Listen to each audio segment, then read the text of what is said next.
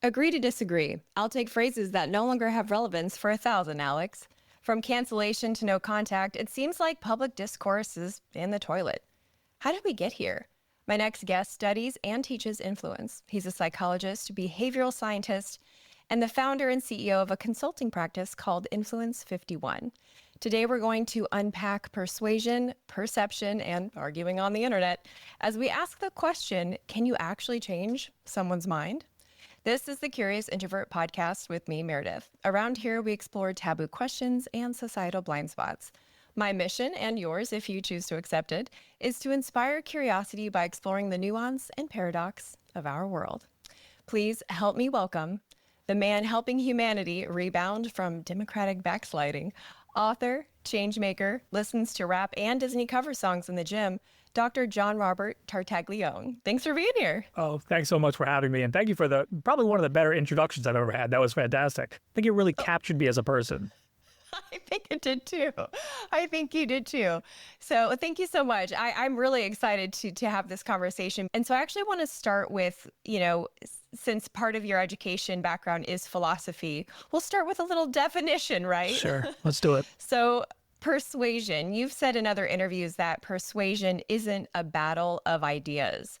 If that's true, then what is persuasion? Persuasion is a hard thing to give a concrete definition to.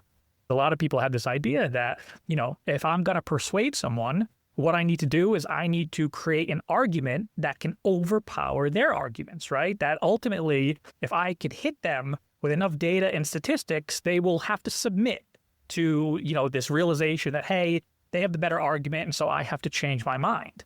Yeah, like some old-timey battle, like knights battle. Exactly. I surrender. So here's the thing, right, is I think we need to differentiate between what is going to be useful technique-wise in debate club, where people appreciate debate as an art and people are trying to kind of judge arguments on merit, and what's going to work in the actual real world. Now, in a debate club, right, if I make a particularly cogent argument, you, as someone who kind of, values debate in its purest form, are going to kind of acknowledge that, hopefully, and you're going to say, hey, that was a great point.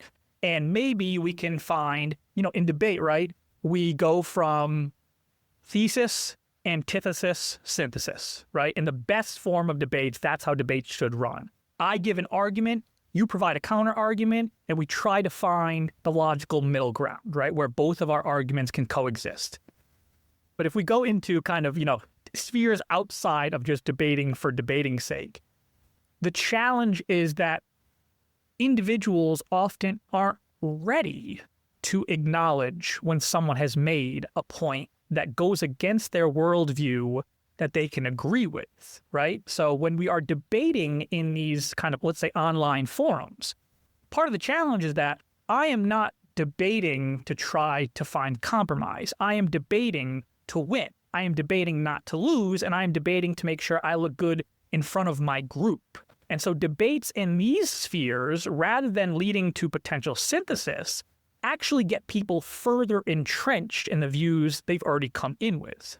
Okay, so it sounds like real life debating has a lot to do with performance. Yes, but I want to caveat that.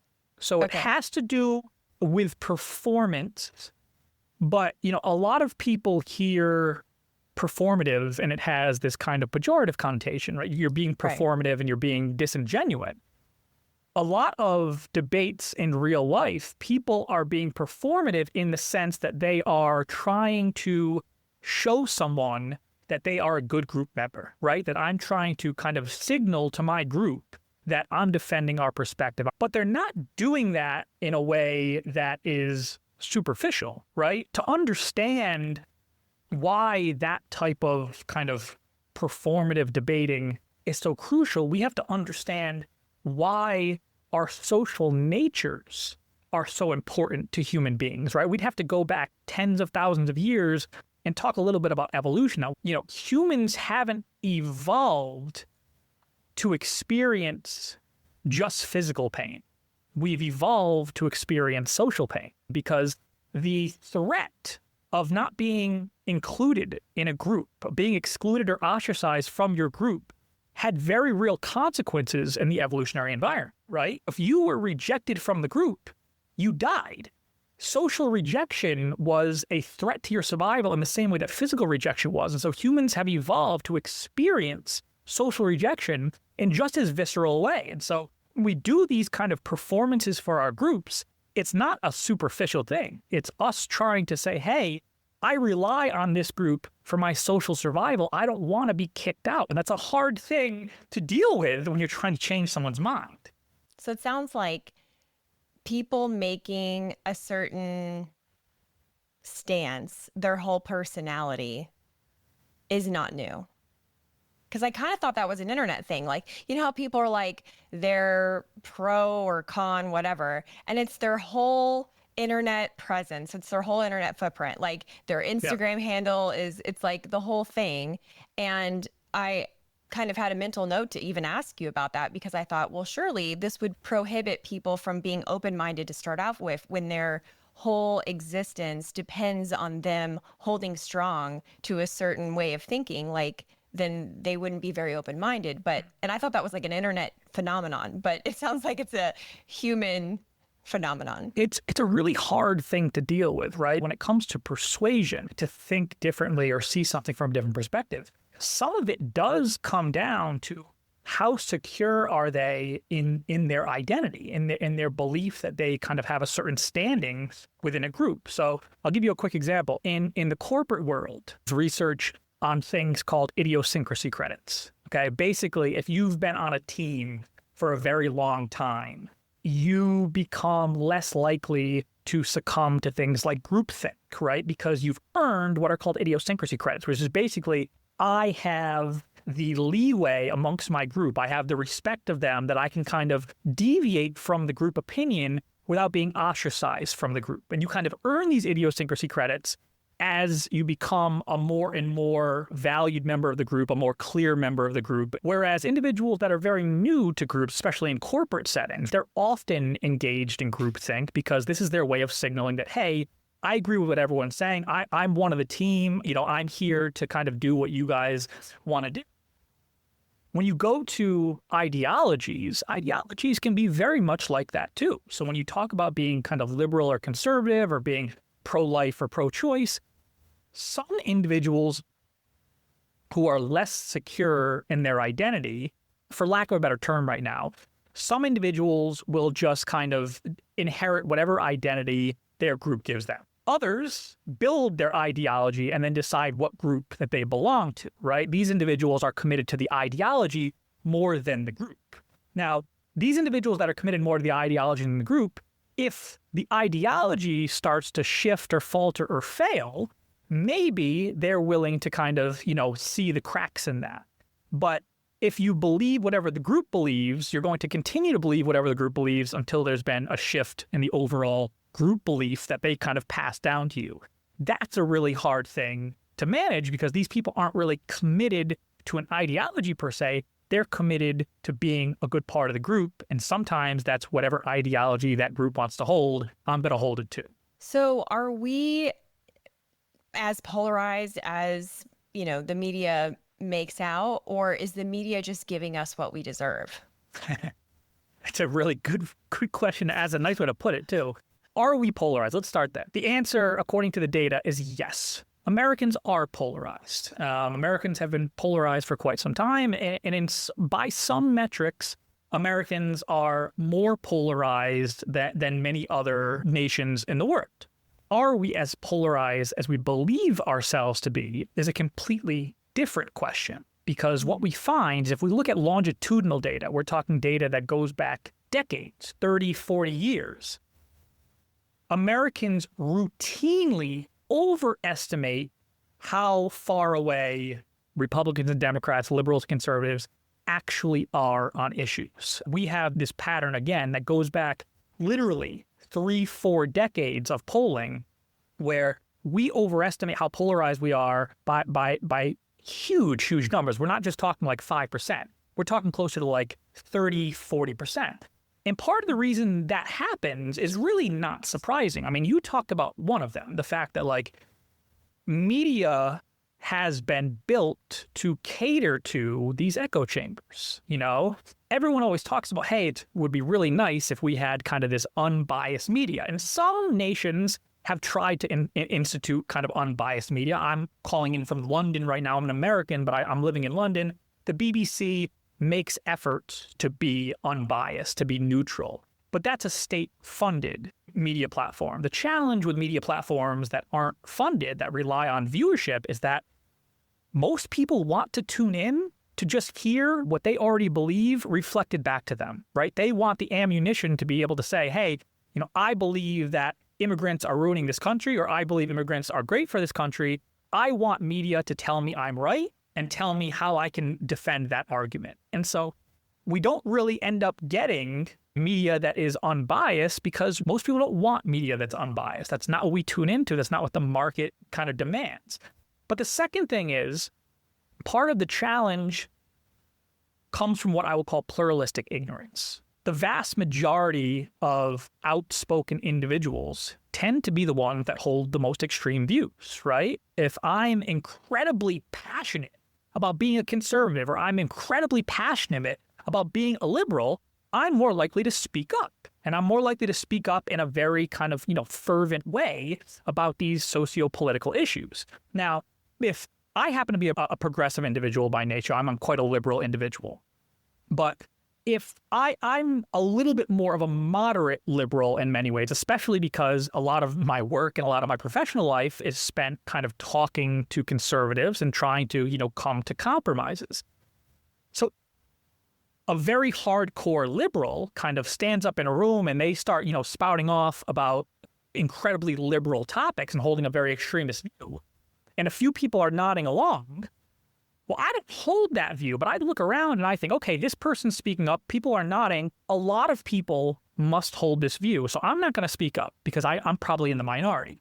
Unbeknownst to me, a lot of other moderates are doing the same exact thing. And so you get this misperception that the most vocal people are also representative of the larger group, and it's just not the case, and that's the case on both sides of the aisle. And so when we constantly hear the most extreme views and the most extreme people being the most vocal, we end up getting this skewed perception of how polarized we actually are.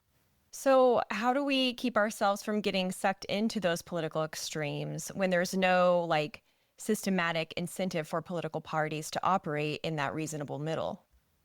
Good question. I don't know if there's an answer to that right now. I think, seriously, I think that's a very, very good question. We probably do require some sort of systemic or structural interventions within our system in order to kind of reroute the ship in that way. Otherwise, I don't know if there are kind of individualized interventions that would be powerful enough to be able to kind of turn course.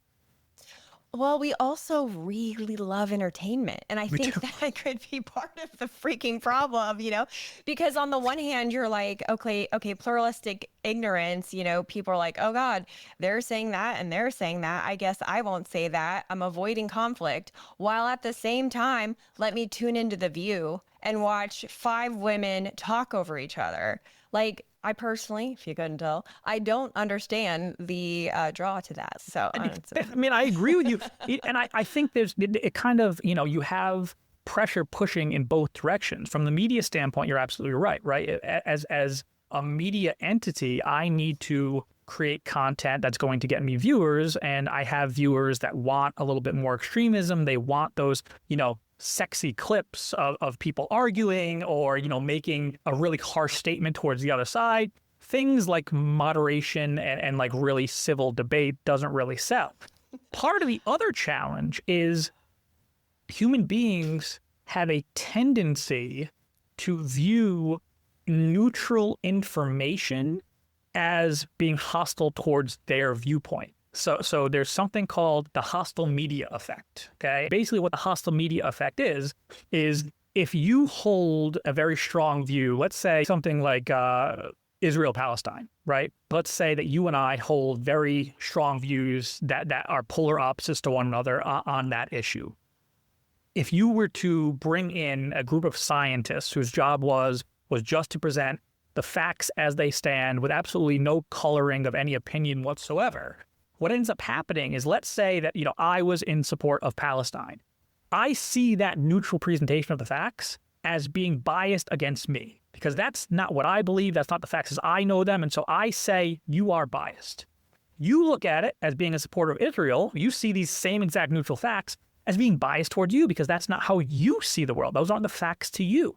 And so what ends up happening is individuals trying to kind of maintain that middle ground end up suffering from both sides, because both sides see them as being hostile towards their point of view. And so what ends up happening is you create this kind of disincentive for being moderate, because I can't win with both groups, and so I might as well try to win with one of them.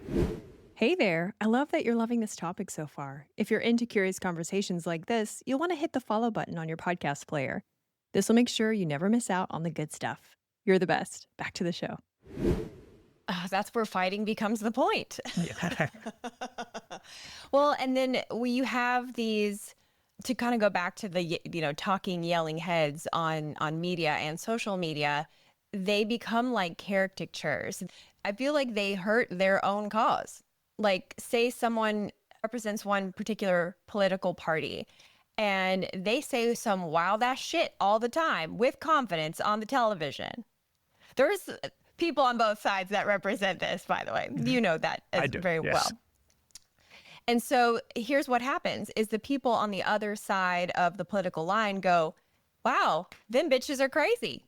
Those guys are crazy. And so when they run into a family member over, a holiday, and they realize that family member belongs to said political party, they put them in the bucket with the crazies. And actually, you call this a perception gap, I think. Can you unpack that a little bit? Yeah, so in this context, challenge is really twofold. The first challenge is recognizing the perception gap. The second challenge is understanding that you have to be very delicate with how you make fun of this individual who deserves to be made fun of if they're kind of spouting off some absolutely ridiculous things, without potentially threatening the ego, the identity of this relative who often kind of sides with this person. This person is part of their so-called tribe, their ideological or political tribe.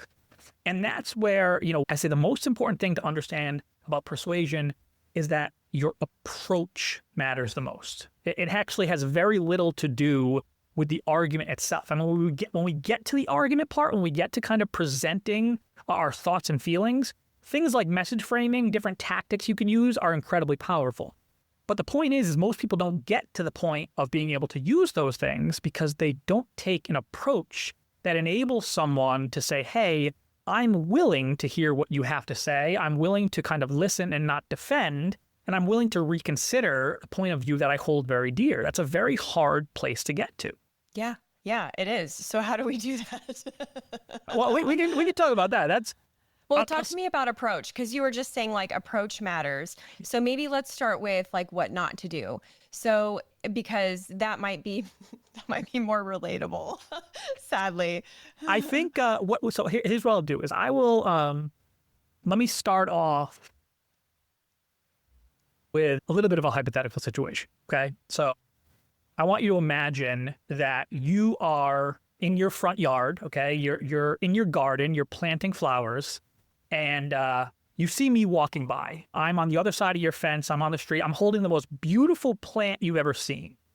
And as you're kind of watching me walk by with this plant, all of a sudden, I jump your fence, okay, without your permission. I run towards the other side of your garden. I start digging it up and trying to plant this plant in your garden. How are you going to react to that?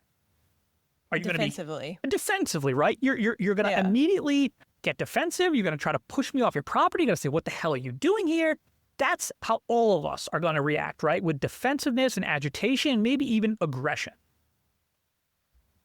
Now, I want you to notice something about this, okay? I use this example because I like to say that the best way to think about another person's mind, especially someone who doesn't agree with you, think of it as private property, okay? You can't just bust onto someone's private property and expect them not to react with defensiveness and agitation. It's the same thing with new ideas or new thoughts, right? If you aren't ready to have that conversation, and I all of a sudden try to, blindside you with all the reasons why you're wrong, well, guess what? You're going to react defensively because I'm trying to come onto your private property, your mind, and I'm trying to change it against your will. And there's another really important thing about this scenario I gave. I said I was carrying the most beautiful flower, beautiful plant you had ever seen. And I use this because that's the same thing as our ideas. It doesn't matter how good of an idea you're bringing on. If you're bringing it on in the wrong way, you're still going to try to push them off the property. And so we need to figure out ways to be invited onto someone's private property. We need to get them to a situation, to a point where they don't feel threatened. They don't feel like I'm going to come in there and try to give you an aha moment or make you feel foolish. They don't feel like I'm going to try to embarrass you in front of your group. You need to get them to a point where they invite you onto their property and say, hey, I'm willing to think critically about your ideas and my own if we can do it in a way that doesn't make me feel threatened. That's easier said than done, but that's the first step. That's a big first step. It's a very big first step. But it's part of the reason, by the way, that most online, if you can call them debates, go absolutely no. Is because those individuals aren't trying to actually listen to one another and reflect on their own ideas. They're simply in a fight. They're in a debate that doesn't have a winner or loser. They both are trying to defend their positions and make sure that they don't come out being embarrassed. How is it possible that what you said is just true? We can't change people's minds on the internet, but also young men are being radicalized and becoming violent incels on the internet. How can both things be true? I think that there is a big difference between changing someone's mind on a socio-political issue and seeing someone change on the internet in the way that you're describing, these kind of, as I call them, the incels, right? As human beings, it is in our nature to a degree to want to see ourselves as individuals who can control our own destiny, right? And a lot of times we are fed, this belief that if you do what you're supposed to do, then you're going to be successful, right? I think part of the challenge on the internet right now is you have a lot of individuals, quite frankly, often look like me, right? Kind of straight white men who aren't progressing in the world the way they want to be progressing. They feel like they were promised things by whom, I don't know, but they were promised things that they weren't getting, that they feel they deserve. And they're looking for ways to not have to blame themselves. They're looking for things that will enable them to not have to put in work on themselves. That's a really hard thing to do. It's often easier to be able to just point the blame at a scapegoat out there as opposed to kind of shining a harsh flashlight on ourselves. And so I think that type of change comes much easier because it's the change that we want and that requires us to do the least amount of effort. Change when it comes to kind of ideological change, socio-political change, that's hard because you're trying to change someone in a direction they don't want to go in. That type of change is really, really challenging because in order to change someone's mind on a really key issue, you have to make them feel vulnerable. They have to be able to acknowledge that there were faults in the way they thought of the world before. They have to be able to come to terms with the fact that if they change this view, there are other views that might be impacted. They have to come to terms with the fact that they were wrong about something, and so there might be cracks in their armor, other places in their identity. That's change in a direction we don't want to go in. Okay, so then what's the point of political ads? Because... You know what I mean? Yeah, because that's a good question. Because it's like, okay, well then is the goal of a political ad just to make sure that people who were already going to vote for you get out there and vote? Because I thought it was like trying to sway people. Am I totally naive? From a political strategist point of view, there are two things you want to do as a political strategist. You're going to identify who is your base, who are the people that already agree with me, that we want to get them to go out and vote, and who are the undecideds, who are the actual people in the middle who haven't made a decision. that middle is often quite slim. People who are actually movable within the middle is quite low. But basically, you have kind of two strategies for going at these groups. The former group, your whole thing is about making sure they go out and vote. But then you have this middle group, which is the kind of persuadable group. For here, political ads like you're talking about are designed to try to persuade individuals, right? There are political ads that are trying to kind of persuade people, but they are the minority of political ads. You're absolutely right. The vast majority of political ads are simply trying to rile up a base that they know they already had their support and get them to go out and vote. I wonder if, kind of bringing it back to the personal, the stuff that we can control, because we can't control political campaigns. Like they'll always just be the bane of our existence, I think. But when it comes to like individuals arguing online, I'm getting the impression here that it's just never gonna end in the result that you want. And so I'm wondering if your advice is just to not do it, or if you actually have tried and true strategies that tend to be more productive than others.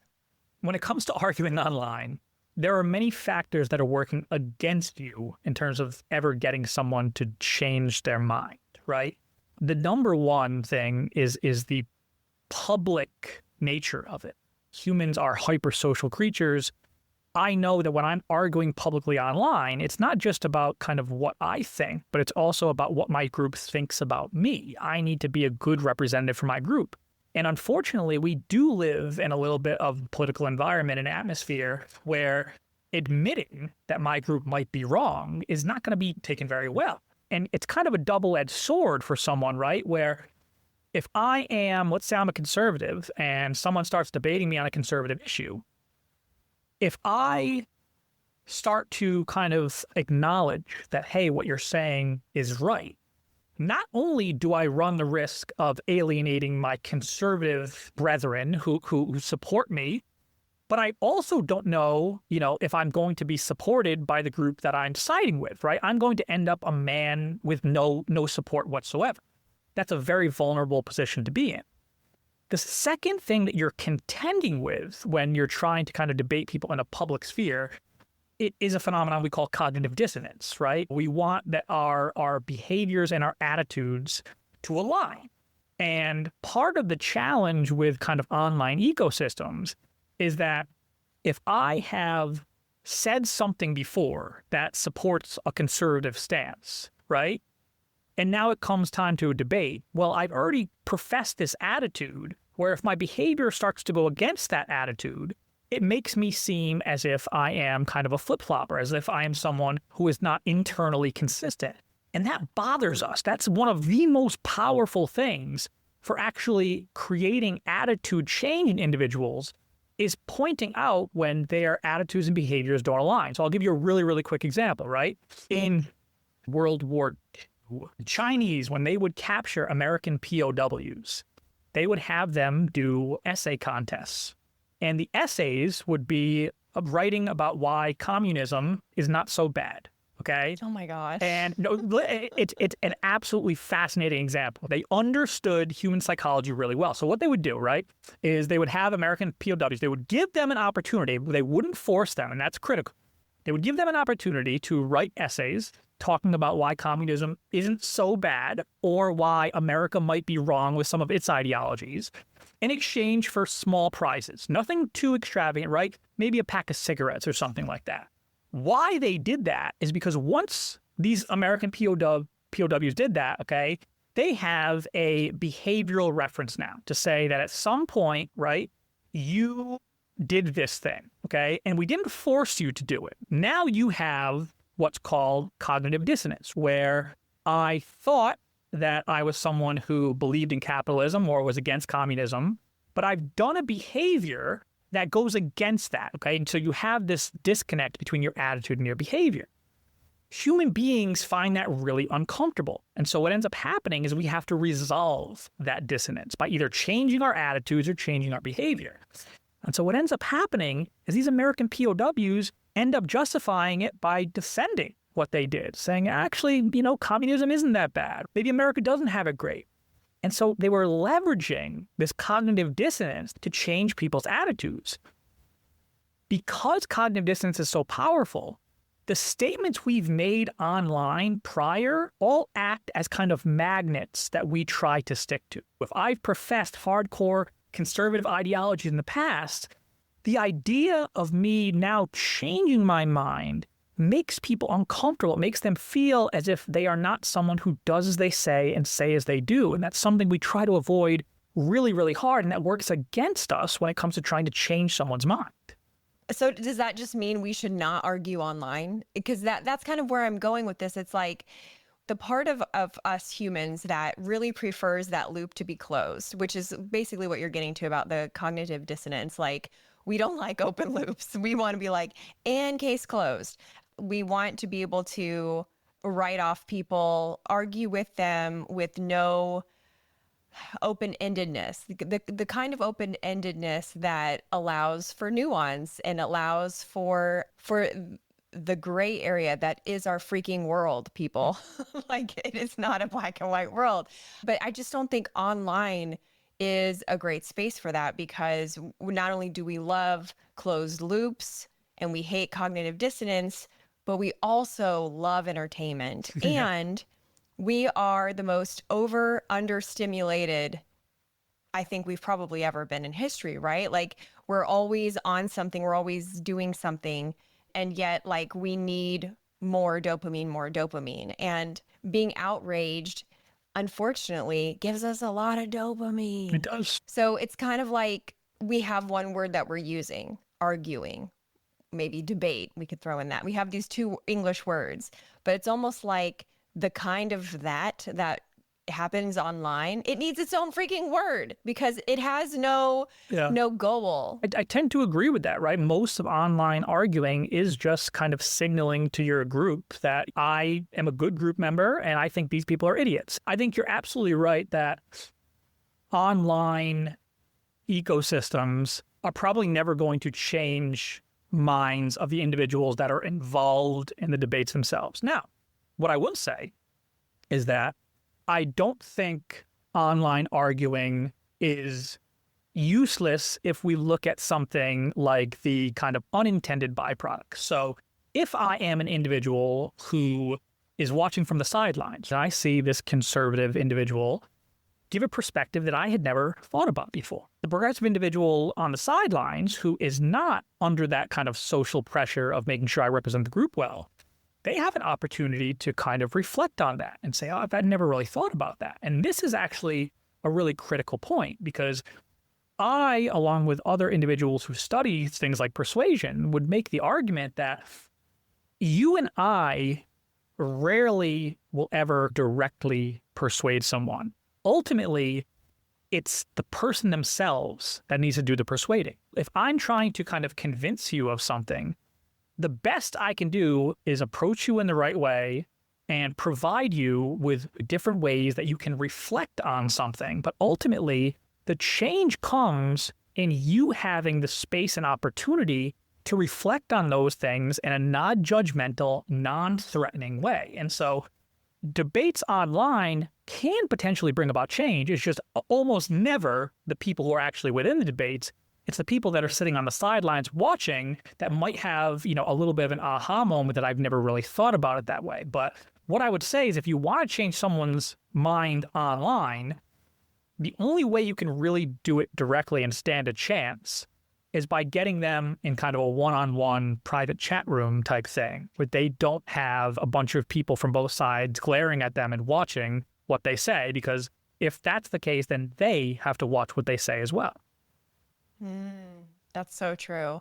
I'm reflecting on an online argument. I had probably the last one because I'm like, this is a young woman's game. I'm out. I don't have the energy for this. But it was about a mural that was painted on a street during June-ish 2020 in our town that said Black Lives Matter. And one of my Facebook friends got upset about it. And English is her second language, so we switched to Spanish, but we were still like on that public page. And then I private messaged her and we continued the conversation. And then in private, She was like, but what about Latino lives? And I was like, all of this is because your Peruvian flag is not on the concrete on Garden Street. Oh, okay. Argument over, I guess. Yeah. And so it is very revealing. But I want to move on to in-person debates, if that's okay Yeah, with of you. course. How important is it to have basic facts in common with the person that you're trying to influence? Because you mentioned earlier pro-life, pro-choice. Sure. For example, like, when does life begin? If you can't agree on this one basic question, how can you have a productive debate with someone?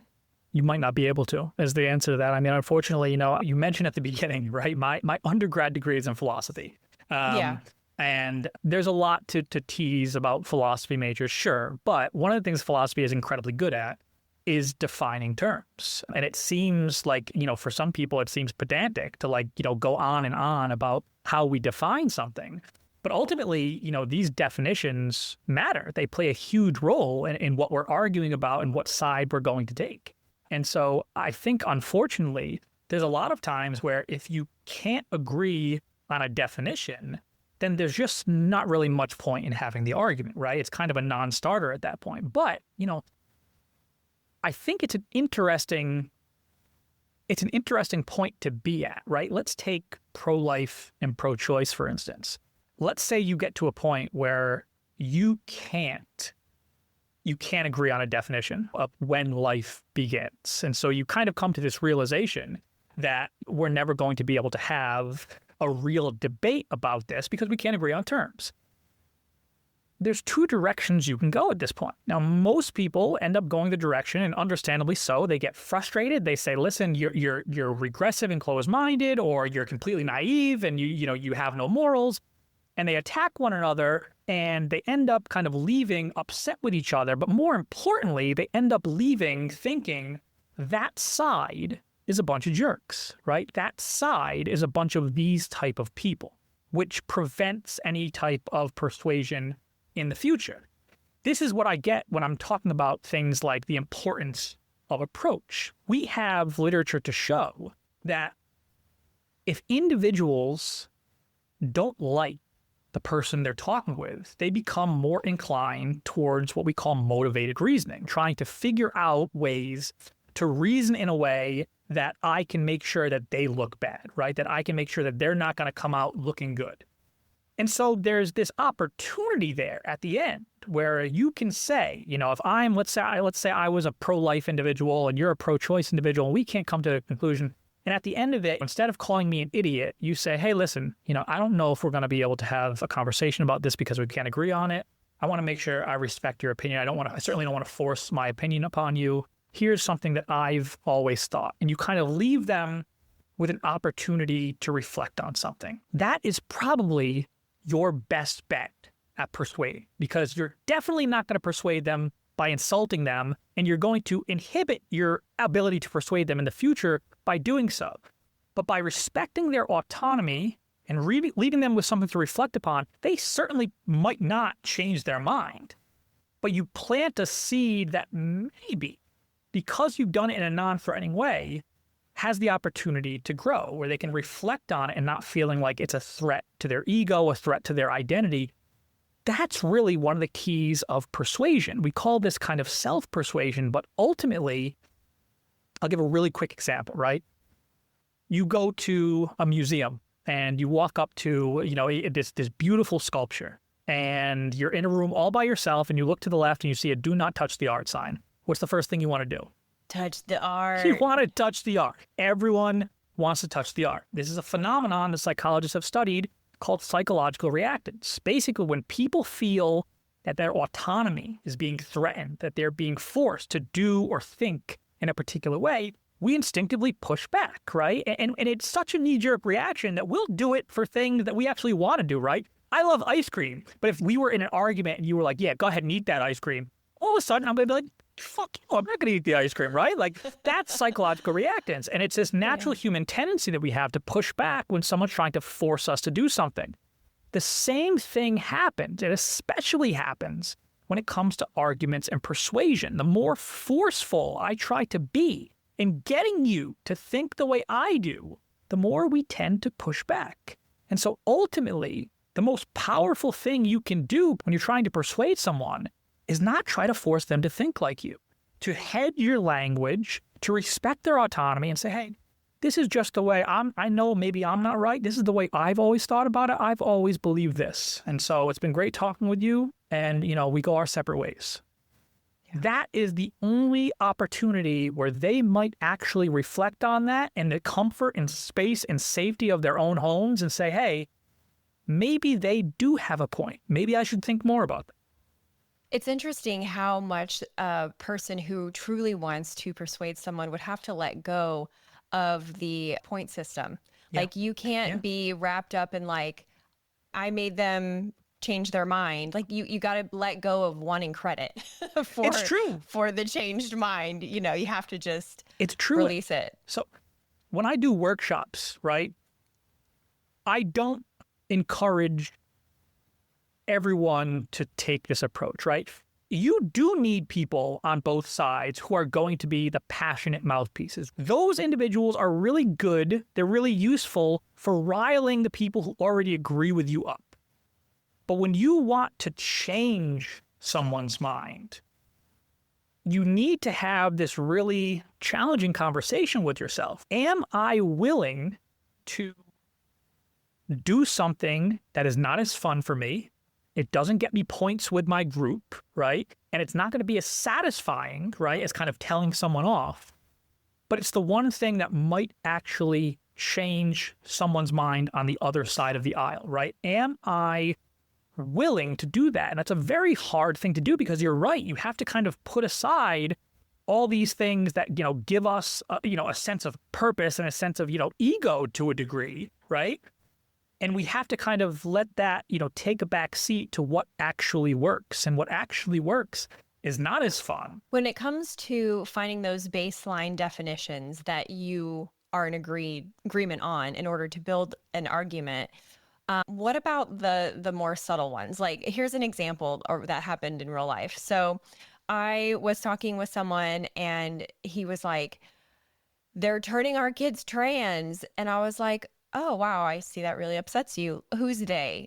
So I'm like oriented in who you're, I was being very genuine. I wasn't being a smartass because you can do this in a smartass No, way. you're right. You're absolutely right. And that's really important. And so I think that is like, I hope it's a point that people are not missing here. Like you can't just say the right things as a prescription and be a snarky smartass and be surprised why that person never wants to talk to you again. So anyway, so I was genuinely like, okay, they are turning your kid trans. Who's they? And he got kind of flustered and didn't know who they was. And I was like, no, really, like, I just want to know who is it? The school, like, is it people online? Like, who's they? And he's like, they. And he got more upset. And so it was clear he couldn't answer the question. So I steered the conversation in a completely other direction and I changed the subject. Was that the wrong approach? No, I actually think that's the right thing to do, right? Because what you were able to do is you were able to, take an approach that was non-threatening, because you're absolutely right. You hit the nail on the head that there's a very big difference between asking who's they and who the hell is they, right? It's the same question, right? But the second one puts people on the defensive, right? They're trying to make me look foolish, and so I have to hit back. And once they do that, there's no persuasion happening, right? It's both sides trying not to look foolish. But asking, I'm sorry, like I'm not as familiar with this. Who is they? In a genuine way. Now that flustered that man, but that's actually a good sign for you, right? Because what that means is that they reflected and weren't able to come up with who they were. And so what you did at that point is actually the best thing to do, right? By steering the conversation, you've now left him with uncertainty. You've left this individual with a way to kind of soften their stance because they realize there was a question they really didn't have an answer to, and it wasn't, followed up with you making them feel foolish for not having an answer. You just kind of allowed them to sit in that uncertainty and realize that maybe I can't be as rigid with these opinions. There's a phenomenon I'll touch upon really quick, which fits really well here. Do you know how a zipper works, or a toilet, or something like that, right? You ask someone this question, and if you're like the vast majority of people, we immediately say, yeah, right? If someone asks me do I know how a zipper works? Of course I know how a zipper works, right? I have zippers all the time. Of course I know how a toilet works. And then you say, okay, how? Right? And it's not just, well, you pull it up and it closes, right? I want to know the process. I want to know the details of the mechanisms, right? How does that clasp together? How are they designed where they actually, hold together tight? Is it magnets? Is there something in there? Are zippers different? Are there different types of zippers? With a toilet, when you flush it, does the water go down first? Does it go down the same pipe? Are there multiple pipes? What ends up happening in these situations is most people express a lot of confidence that they know how these things work at the beginning. And then once they're forced to kind of walk through the process of how they work, they come to realize there's a knowledge gap there, right? And psychologists refer to this as the illusion of explanatory depth. When there are things that we deal with all the time, we tend to believe we know how they work. We have a familiarity with them that we mistake as expertise. And once we're made to understand that, hey, actually, you don't understand these things as well as you thought, we experience this sensation of intellectual humility. They soften their stances because they realize they just don't have the data to back them up. And so when you talk about that stance that you had with that individual, right, where you kind of asked them, who are we talking about here? And he had this pause where he kind of came to this realization that he doesn't really know. That's a beautiful place to be, because that's this individual coming to this realization that I don't understand this as well as my kind of fervor that I feel about it would suggest. And so maybe I need to dial that back a little bit before I understand it. I'm wondering if you are an asshole online, on like social media, if you would even be able to do that in real life. Because most of us who we interact with in person, we are also connected with on social. So like if a social person on social media, like I'm on social media, but I don't, like I said, that last Black Lives Matter thing, that was, I was like, you know what? This is not for me. I am out.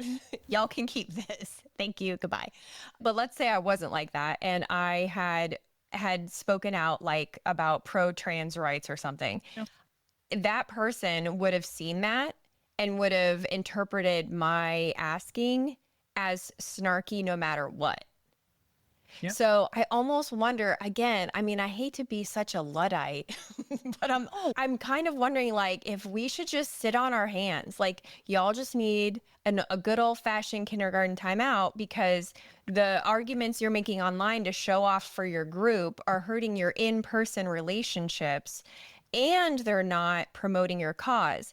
So then one would have to ask, this is getting real philosophical. We're getting real deep now. One would have to ask is like, do you actually believe that then? Or are you just showing off for your group? Because if you actually believed it, you would not hit tweet. You would put your phone down and do something else and like go talk to your neighbor. First of all, let me just say that I think you're absolutely right when you say that individuals who create an online persona that is antagonistic, that is aggressive, that is unreasonable in many ways, they do compromise their ability to persuade people in real life. So I think that's right. I think the question about, whether these people believe it or not can come down to two things. First, again, it gets to this point of this misunderstanding of what actually persuades people. Some of these people online do think that if I hammer home how stupid you are over and over, and I keep making fun of you enough, right, eventually you're going to have to submit and say, hey, I was stupid and naive and you're absolutely right. Now, it's a completely ludicrous and naive way to think that persuasion works, but some people do end up believing that. The only opinion they care about is that of their group, right? If you talk to the strategists within their groups, the individuals that are actually trying to kind of get change, to get people to come over to their side, to make the group bigger, right? these people are huge detriments. It makes it very, very hard for them to kind of recruit people who are more moderate, who are on the fence. They become a really impediment to being able to kind of grow in that way. Yeah, 100%. Yeah. You're going to get kicked out of the group. So when I think about moments that have changed my mind, I think about stories. To me, it's the stories of people that have changed my heart, because I do want to emphasize there's a difference between saying the right thing because certain words or certain phrasing of things has become unpopular, and changing of heart. Those are totally different. When I moved from Nebraska to Florida, in Nebraska, I don't know, I just thought definitely being gay was a choice. And where I live in Florida, there is a thriving queer community. My neighbors were two women who were together. I moved in, they came over and knocked on my door, welcoming the neighborhood. And it was, I can tell story after story of women who were just so lovely and like let me into their lives. I remember sitting with one woman, and you could tell she was older, had been through some things. Gay marriage wasn't legal yet. And I said, well, what inspired you to move to Pensacola? She was from London, actually. Cool. And she said, oh, love. And I was like, oh, cool. Is he military? I just was so ignorant. Yeah. And through different layers of conversations that day, she decided that I was safe enough that she would share with me. And I could tell it was a moment, I could see it in her eyes, where she decided that I was safe enough. And witnessing that is something you could never replicate online. And then she told me the struggles with insurance and child custody. And I found myself like getting upset about her situation for her on her behalf. Like, what the hell, those people? And I was like, wait a minute, fuck, I'm that people. and it was story after story like this. I could go on, but that just specifically changed my mind on this issue.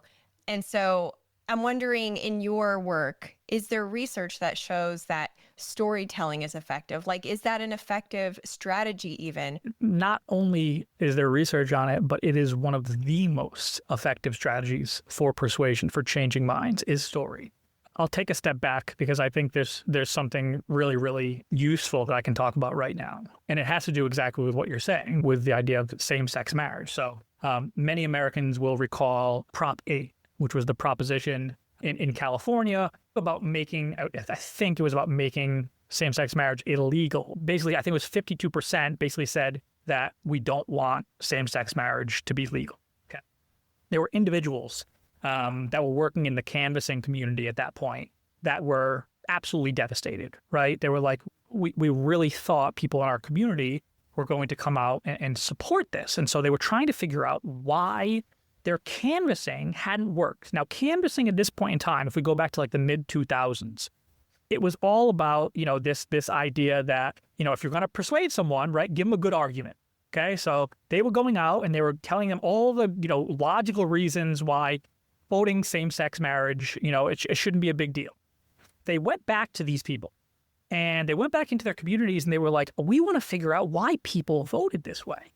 And they ended up coming to this really important realization that there was no argument they could give. This is their words, by the way. There was no argument that we could give that could change their mind. There was no superior piece of information or data that was going to change these people's minds. And so they ended up basically scrapping the whole canvassing playbook and trying to figure out what actually works. And they came up with something that they call deep canvassing. And one of the cornerstones of deep canvassing is storytelling.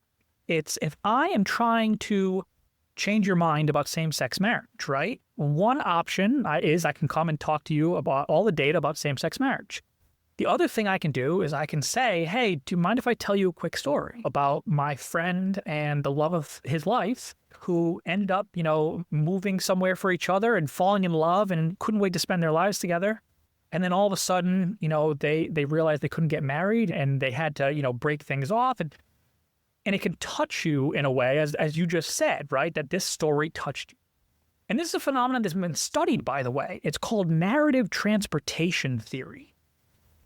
When we're presented with data and arguments if those things run counter to what we believe, our inclination is to figure out what are counter arguments for that, right? So when you're giving me your argument, I'm trying to figure out in my head, how do I rebut this?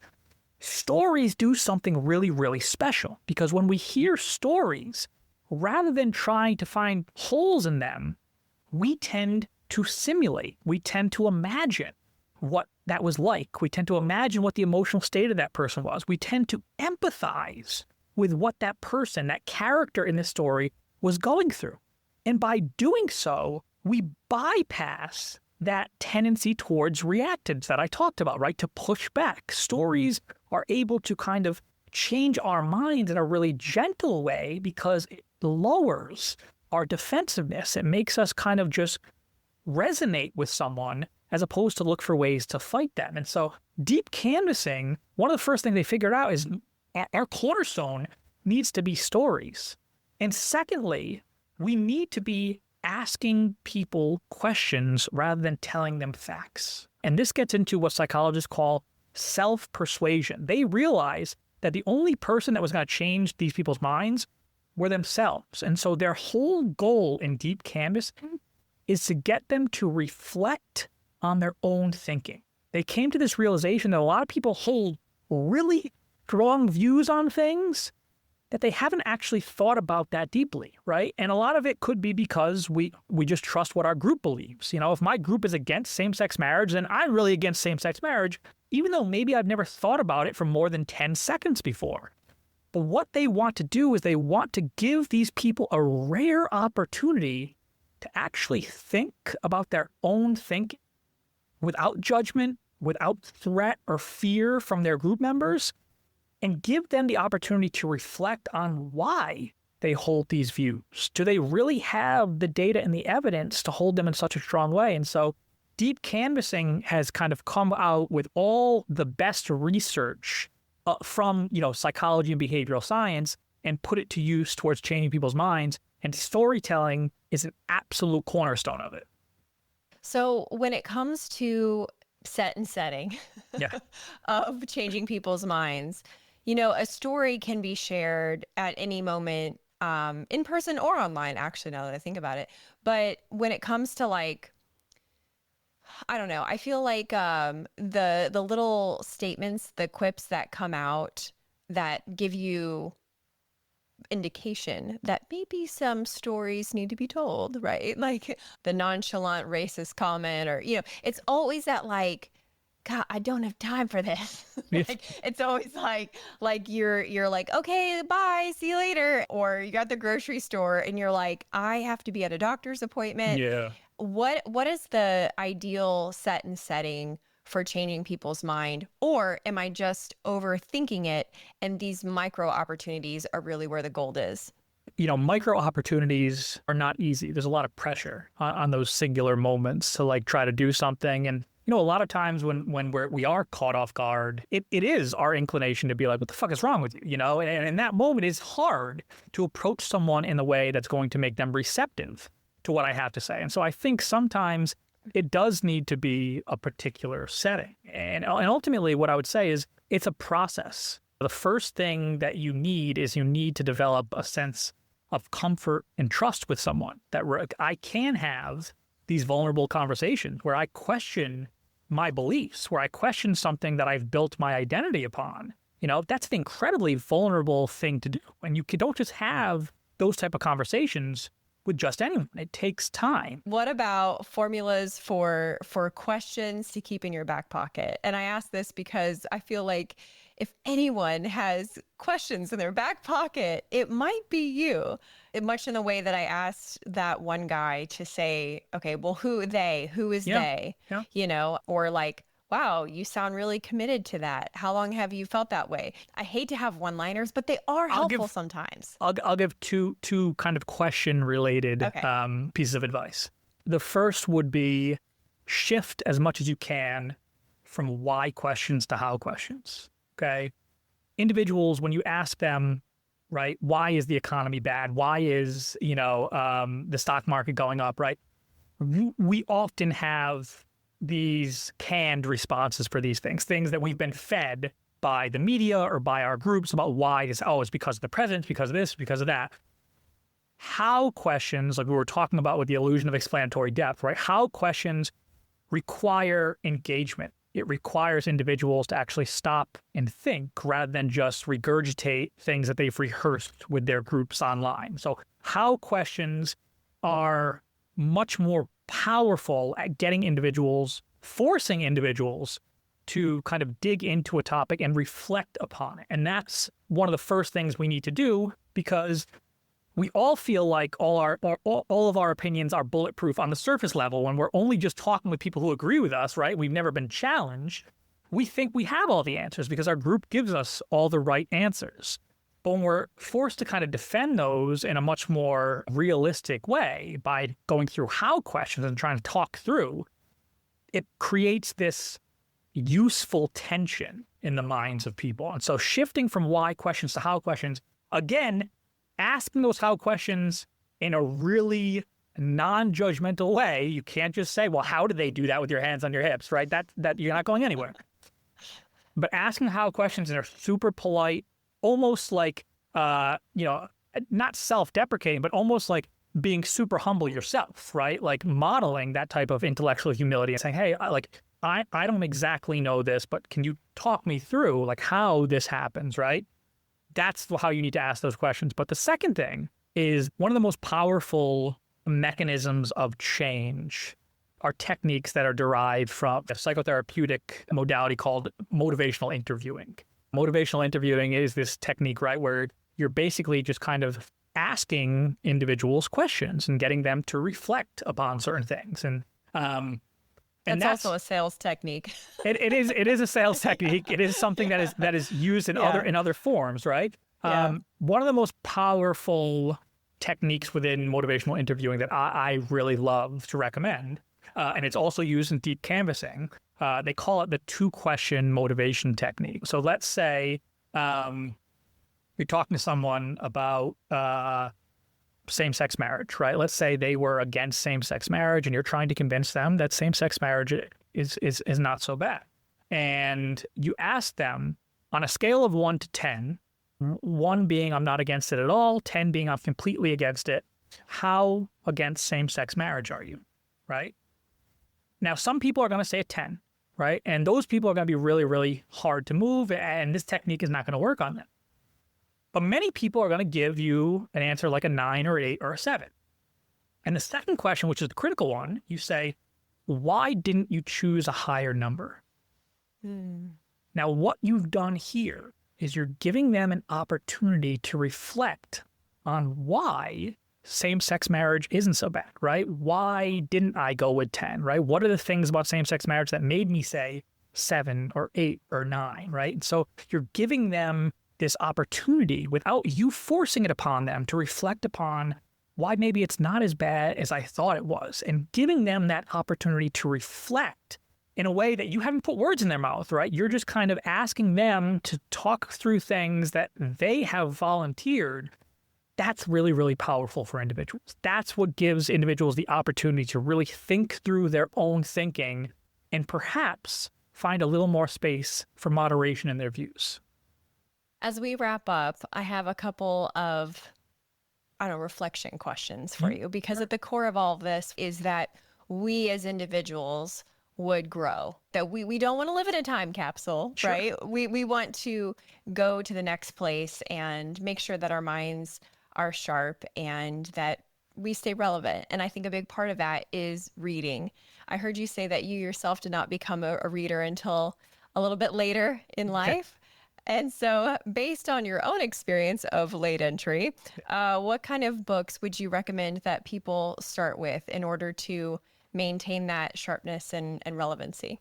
I would say start with whatever invigorates you or sparks your curiosity, right? Whatever doesn't feel, I would say either something that doesn't feel like a drag to pick up, or the type of thing that might feel like a drag to pick up, but you'll be better when you put it down, right? Those are kind of the two criteria I would think about. But, for me, psychology was kind of a natural stepping stone. And so I will give a shout out to this book, because this is the book that really sent me down the path of like becoming a psychologist. The very first book I read on psychology, and thank God I did, It's called The Social Animal by Elliot Aronson. There's another book by the same name by a guy by the name of David Brooks. I'm sure that's very good as well. I've never personally read it. But The Social Animal by Elliot Aronson was written like back in the 1970s. It still to this day holds up as like the epitome of social psychology introduction. And so if you want to pick up a book, you haven't done it in a while, you want to learn a little bit more about human nature, Social Animal is a great place to start. Last question. What is something that you've changed your mind about? That's a good question. I have come to change my mind about the value of having debate. And I know that sounds weird after the conversation we just had, but the more I read about political psychology, the more I realize that I am someone who just very naturally, I am a very progressive person. I've always been a very liberal person. I have, conservative friends and colleagues and family, but for me, it's just always been, this is what I think is the right way to do things. The more I read about political psychology, the more I come to understand that you need a little bit of tension in a society. Now, we've taken it quite to the extreme and maybe we've gone overboard, right? But the policies that I believe in, the policies I fight for, if left to institute every single one of these things completely unencumbered by alternate perspectives from the conservative side, there are vulnerabilities to them, right? Like I am someone who I want to, given my perfect world, I do want to have, open borders and I do want to have people, just living in harmony and all these different things. But guess what? There is issues with these things. People will take advantage of it. People will victimize me for my naivety. And right. So although I don't agree with my conservative colleagues, although I'll continue to fight them on what the right thing to do is, I've started to have a little bit more of an appreciation that as a society, we need a little bit of that tension. We need someone to challenge us, right? So even though I still feel very strongly about my opinion, I start to understand the weaknesses of it. I start to understand, right, where I need to kind of plug those gaps, where I need to think a little bit deeper rather than just have someone on my own side tell me that I'm absolutely right and it would work perfectly, right? And so I've come to change my mind about the value of having individuals debate, because even if no one is persuaded per se, it's an opportunity to understand that there are vulnerabilities in your beliefs and your ideologies. There are things that you need to work on. And the only way you start to understand those things is by talking with someone who doesn't agree with you. I couldn't think of a better way to close this out. Awesome. What a beautiful closing sentiment.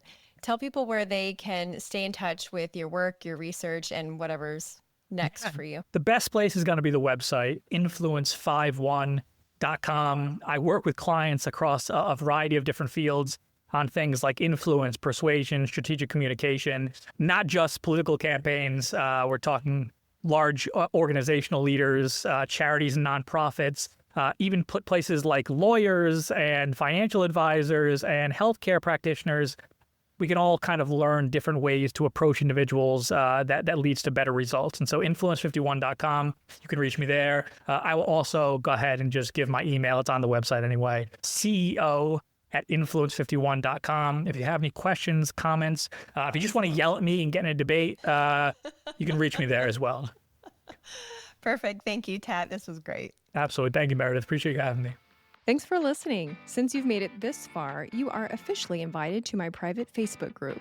In there, you can easily give me feedback on episodes, weigh in on future topics, and participate in giveaways. Search MFR Curious Insiders on Facebook or click the link in the show notes. If you liked this episode, you'll also like the one with the former news executive on how the media became such a biased, stress-inducing circus. That's episode 309. And stay tuned next week when I talk with one of the psychologists from TLC's Hoarding Show about the hoarder within us all. Until then, keep it curious.